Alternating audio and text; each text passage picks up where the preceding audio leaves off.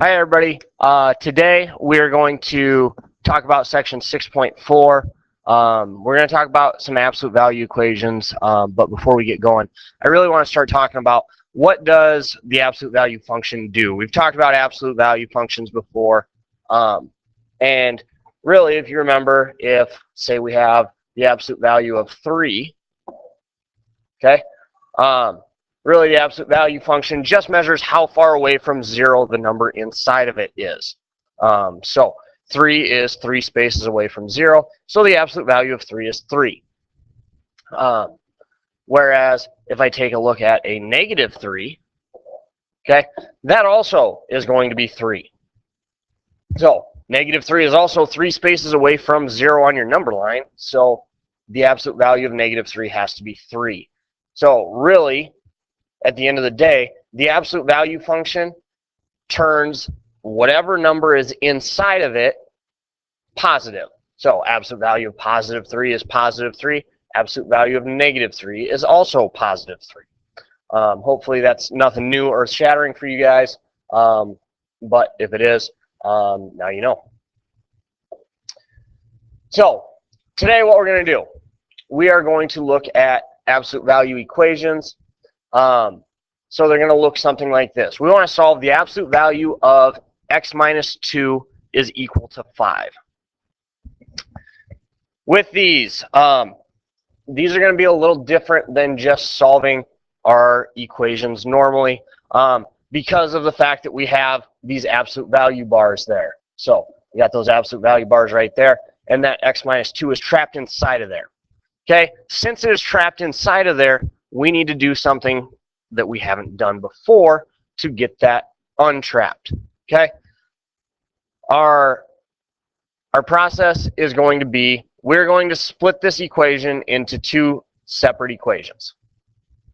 Now, I know some of you are probably already thinking you know the answer, and you probably have one of them, but okay, you need to double check. There could be a possibility of 2.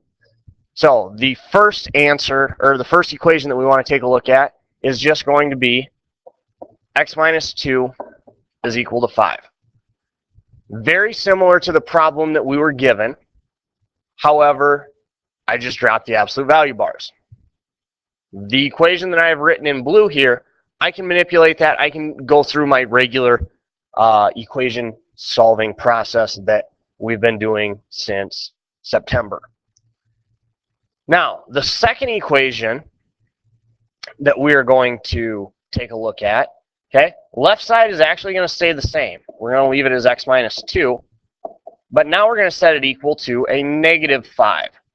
The reason that we set these equal to 5 and negative 5 is because if I get a 5 or a negative 5 inside the absolute value bars in my parenthesis, or inside my original equation, 5 or negative 5 would give me that absolute value of 5. So I can find whatever x value would give me that.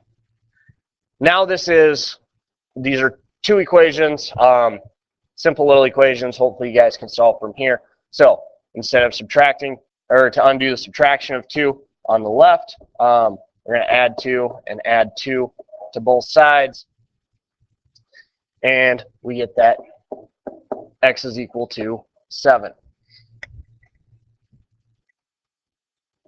What's nice about these, your steps for the most part are going to stay relatively the same. So I added 2, and on the right equation where I'm equal to negative 5, I add 2 and I add 2. So I end up with x is equal to negative 3.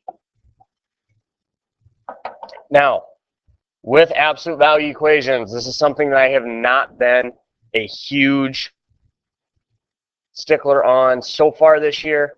But with these, you always need to check your answers.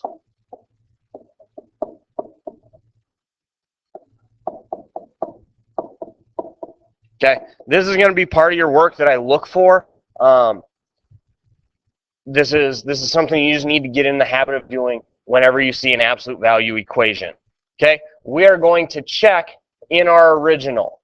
Okay, if we check in one of our 2 equations that we made, so here or here, okay, it's always going to work out because we made the equations, and that's how we got our answers, okay? We need to check it with our original to look for something called extraneous solutions, which means we did everything right mathematically, but for one reason or another, something in that problem makes it so that one of our answers or both of our answers don't work. So we always need to check to make sure that we didn't get one of those.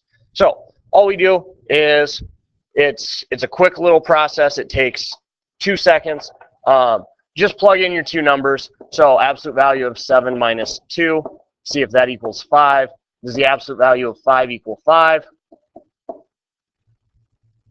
Yes, so that means 7 is a good answer. We can keep that answer. And we just check it real quick with -3. So I take the absolute value of -3, and I subtract 2 from that, and see if that is equal to 5. Is the absolute value of -5 5? Yes, it is. That's perfect. So in this case, both of our answers work. So you can absolutely end up with 2 answers. That is perfectly fine. Okay, so I always check down at the bottom. And again, remember, make sure you're checking with that original equation.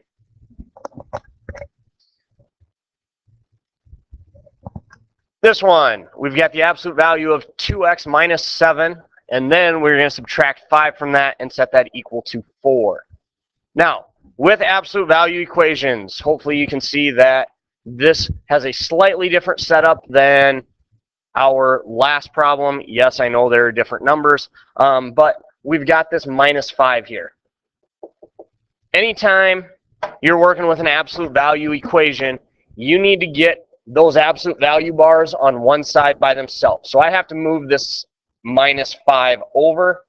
So just like you would if I gave you the equation x minus 5 is equal to 4, okay? Hopefully you guys know you would add 5 and add 5. That's exactly what we're going to do here. We're going to add 5 and add 5. So I end up with the equation absolute value of 2x minus 7 is equal to 9. Now we're in a good place. This is where we want to be. We've got a nice setup. That absolute value is on one side of the equation by itself. And now I can split into my two equations. So first equation, 2x minus 7 is equal to 9. And 2x minus 7 is equal to -9. Now, you're going to have a couple more steps to solve this equation, but that's okay. You guys can do this. You can solve both of these equations. You're going to add 7. You end up with 2x is equal to 16.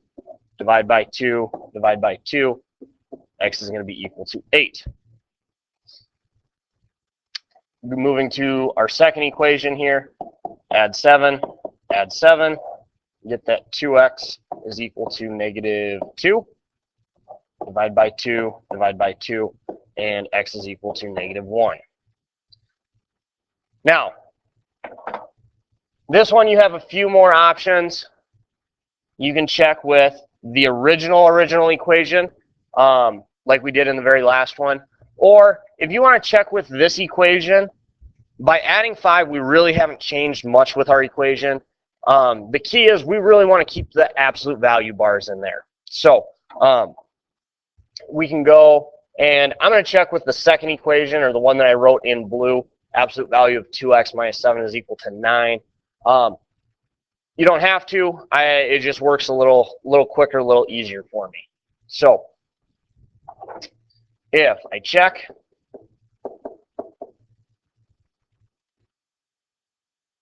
I'm going to go absolute value of 2 times 8 minus 7, and see if that's equal to 9.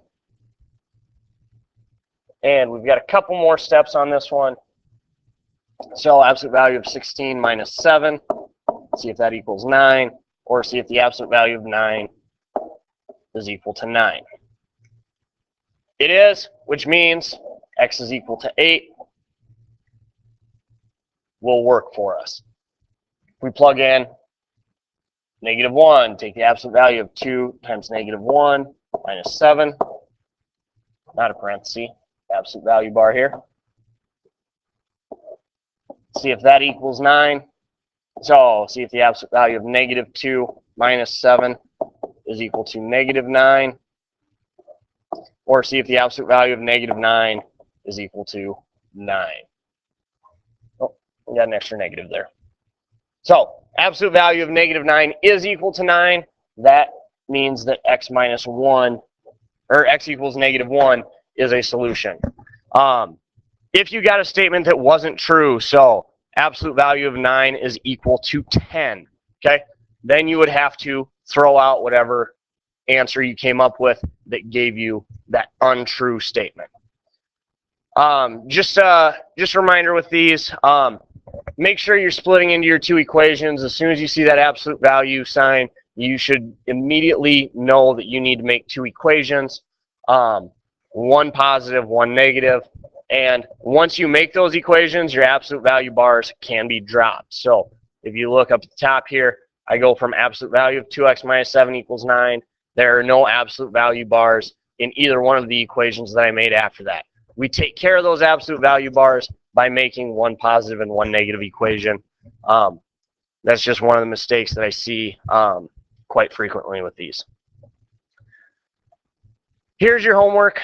We'll check this when I get back to class. If you guys have questions, feel free to shoot me an email.